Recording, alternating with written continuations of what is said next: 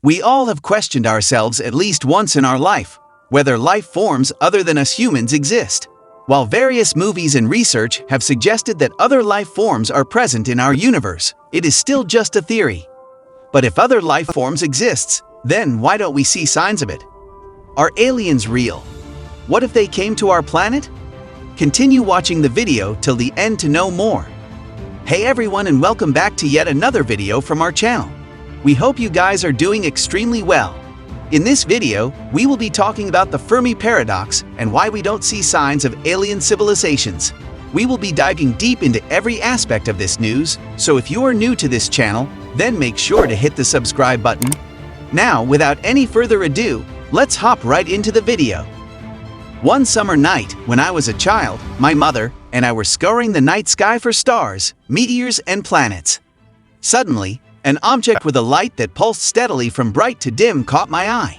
It didn't have the usual red blinkers of an aircraft and was going far too slowly to be a shooting star. Obviously, it was aliens. My excitement was short-lived as my mother explained it was a satellite catching the sun as it tumbled along its orbit. I went to bed disappointed. The X-Files was on TV twice a week back then, and I very much wanted to believe.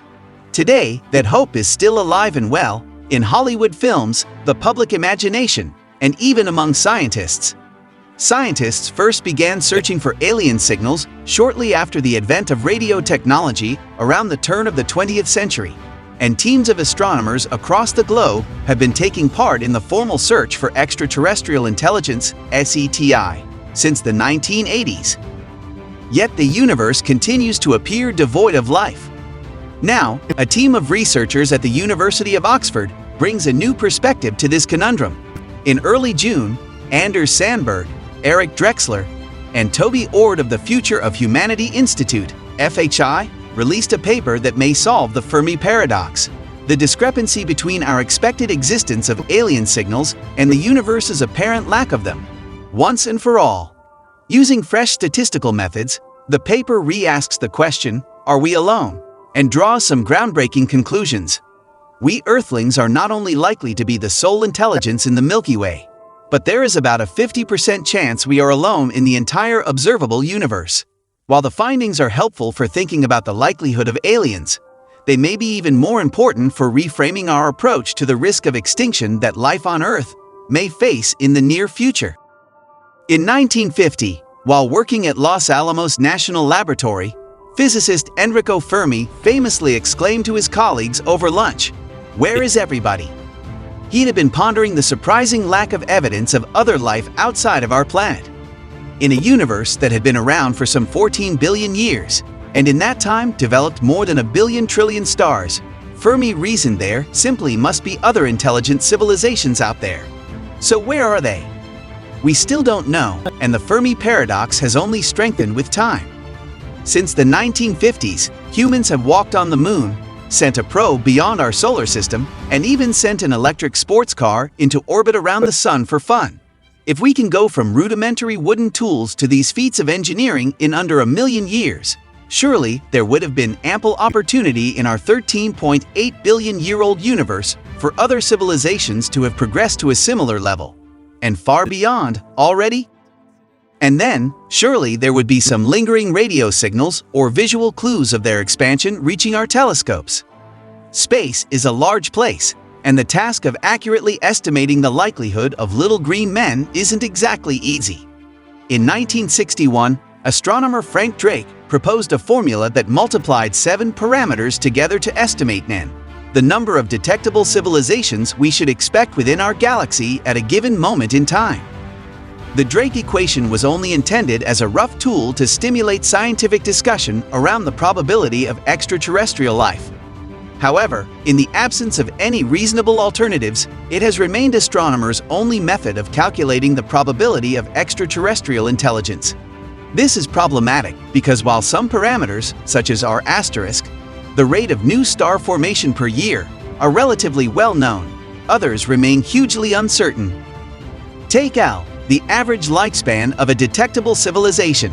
If we look at the average length of the past civilizations here on Earth, it wouldn't be unreasonable to assume a low value.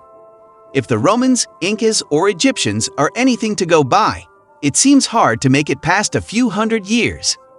On the flip side, you could argue that once a civilization becomes technologically advanced enough to achieve interstellar travel, it could conceivably last many billions of years. This enormous uncertainty leaves the Drake equation ultimately vulnerable to the optimism or pessimism of whoever wields it, and this is reflected in previous scientific papers whose results give values of n ranging anywhere from 10 to many billions. As astronomer and SETI co-founder Jill Tarter eloquently put it in an interview with National Geographic in 2000, the Drake equation is a wonderful way to organize our ignorance. Sincere attempts to overcome this vulnerability have previously been made via selecting a handful of conservative medium and bullish best estimates for each parameter value and then taking an average across them. In their new paper, titled Dissolving the Fermi Paradox, the FHI researchers dispute this method by demonstrating how this technique typically produces a value of n far higher than it should, creating the illusion of a paradox. This is because simply selecting a few point estimates and plugging them into the Drake equation misrepresents the state of our knowledge. As an example, imagine three scientists who have differing opinions on the value of L. If you take a normal linear average of all the possible integer values from 1 to 1000, you would implicitly factor scientist C's opinion 90 times more than scientist A's because their range of belief is 90 times larger. If you use a logarithmic scale to represent the above so that each scientist's range corresponds to one order of magnitude, all three opinions will be represented more equally. Therefore, the researchers represented the full range of possible values on a logarithmic scale and ran millions of simulations to obtain more statistically reliable estimates for n. They then applied a technique known as a Bayesian update to those results. That means mathematically incorporating the information that we have not discovered extraterrestrial intelligence yet, because the absence of evidence of aliens is evidence itself. This two-stage process produced striking results. Based upon the current state of astrobiological knowledge, there's a 53 to 99.6% chance we are the only civilization in this galaxy and a 39 to 85% chance we are the only one in the observable universe. This implies that life as we know it is incomprehensibly rare, and if other intelligences exist, they are probably far beyond the cosmological horizon and therefore forever invisible to us. Regardless of which side you take, the idea that we might be alone in the universe raises serious scientific and philosophical questions. Is our rareness something to celebrate or be disappointed by? What would it mean for humans to be the only conscious entities in the universe? This last question matters hugely. Not only are we depleting our environmental resources at an unsustainable pace, but for the first time in the history of mankind, we've reached the technological stage where we hold the entire future of our species in our own hands. Within a few years, we built enough nuclear weapons to exterminate every human on Earth many times over and made these weapons available to our leaders on a hair trigger. Each decade has brought us novel technologies with ever-increasing potential for both immense good and immense destruction. As we rang in the new year, the Bulletin of Atomic Scientists moved the doomsday clock to the closest it has ever been to midnight. Meanwhile, estimates from various specialists in existential risk suggest somewhere between a 5 to 19% chance of complete human extinction by the end of this century, an unacceptably large probability considering the stakes.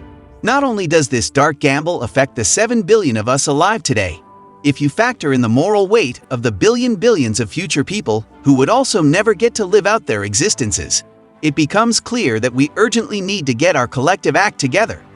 As Carl Sagan famously said in his 1990 Pale Blue Dot speech, "In all this vastness, there is no hint that help will come from elsewhere to save us from ourselves." The Earth is the only world known so far to harbor life. The Earth is where we make our stand. He's not wrong, especially in light of this paper's findings. If humanity really is the only civilization that may ever exist in this universe, then we shoulder a responsibility on a truly astronomical scale. And that's all for today. Did we miss out on anything?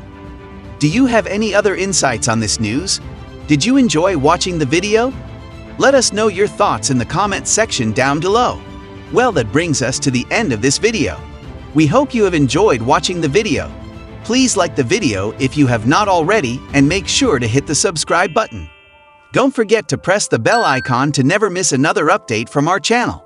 With that being said, let's meet in another one of these videos. Until then, see ya!